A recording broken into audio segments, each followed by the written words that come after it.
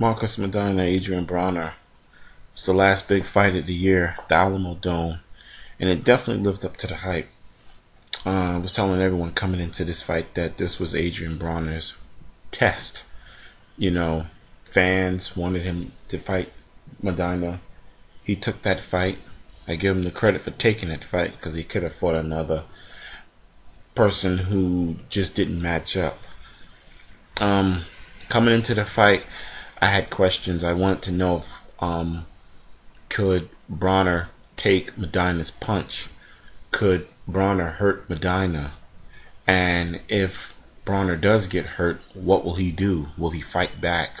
Will he just cave in? Will he wilt? Would Maidana run out of steam?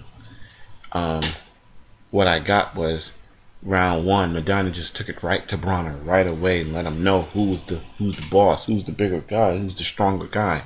Landing the left hooks, the overhand rights. You know, he kept Broner pretty much on the defensive in the first round, and he landed some good shots. Round two, out of nowhere, I'm not gonna say out of nowhere, he just caught Broner with it appeared. It looked like at first was a jab, but it was like a left hook. Broner went down. First time in his career he'd been knocked down, and he was hurt in that second round. And it looked like the fight could have been over right then and there. But and Broner responded to it, very well. He got knocked down. He was hurt. So he started to box in rounds 3, rounds 4, rounds 5, round 6, round 7. He was starting to outbox Maidana. It seemed like in those rounds that he had started to figure Maidana out. Then round 8 again, just when you thought Broner was outboxing Maidana, here he comes. Maidana in the 8th round, he hits him with a left hook, and Broner goes down again. I'm saying to myself, oh, this is the second time he's down in the fight. And soon after that, it looked like Broner locked arms with Maidana, and then afterwards, Maidana intentionally headbutts him. At this point, Lawrence Cole takes a point, which was justifiably so. Now, let me say this much. Do I think Lawrence Cole should have taken a point from Broner for all the constant pushing off? He should have. He should have taken a point, but he didn't. Even after 8 rounds, the fight was within reach until the knockdown. And you had round 9, 10. It was more of the same thing. Seesaw battle. Both fighters throwing punches. Maidana just threw more punches, and he landed more punches.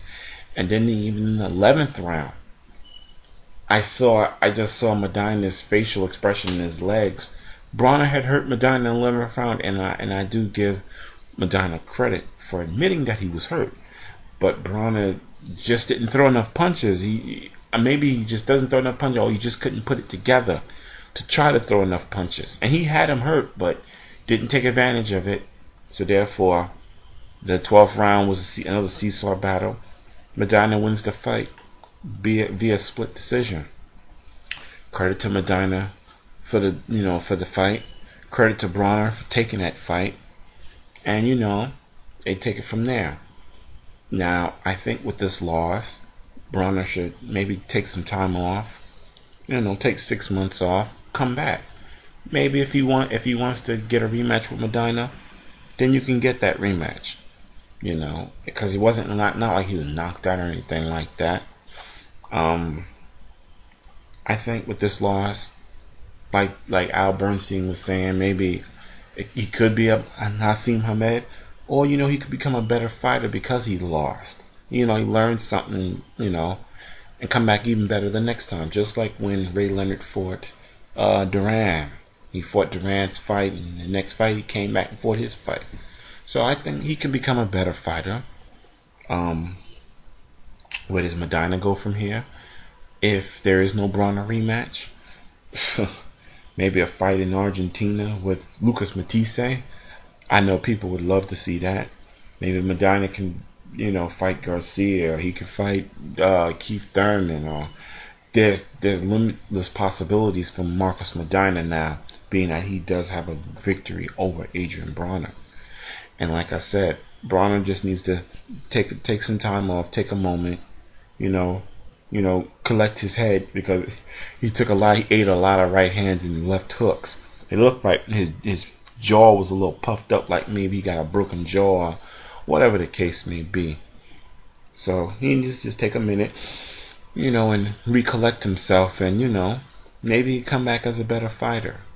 But a lot of people was giving Broner that he's the future boxing tag, he's the next Mayweather and stuff like that.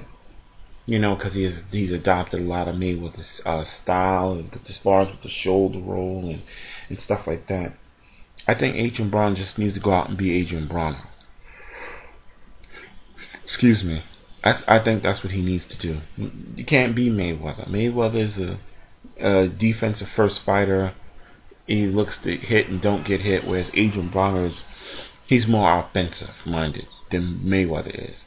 So he just needs to be himself. You don't have to be Mayweather. And like I said, you can take some time off, learn from this experience, and like I said, you can come back as a better fighter. Whether if he gives, he fights Maidana again, or he comes back as a junior welterweight, whatever the case may be. But he just needs to take some time off and collect his head. Good fight it was. The undercard now, Bebu Shimonov. Wow, I could definitely see him fighting Hopkins next year. And the way he fights, he's strong. He's not a fast puncher, but he puts his punches together very well. And I think that would be a good fight between him and Hopkins next year. I would talk more about that should that fight actually happen. Now, as far as Leo Santa Cruz fight, I really didn't watch too much of that fight. I kind of fell asleep on it, so I guess people can tell me what happened in that fight. And I didn't watch the Keith Thurman fight because, again, I fell asleep, so I don't know what happened with that. But overall, this year, 2013, was a great year of boxing. There was a lot of big fights, which was good because past years there've been, some lows in boxing as far as not too many big fights. 2013 had a lot of big fights this year. Now 2014 could be even better. Now I know there's some potential matchups for next year, like Cotto versus Martinez. That fight's being talked about. I know it's not contracts or anything signed like that yet, but that's one big fight talking about next year. Otherwise than that, maybe Sergey Kovalev versus Stevenson. Hopefully that fight happens. Another big fight. Outside of that, those only two big fights that's in talks of for next year. So leave your comments and I'll respond to all of them. And until next time, everyone.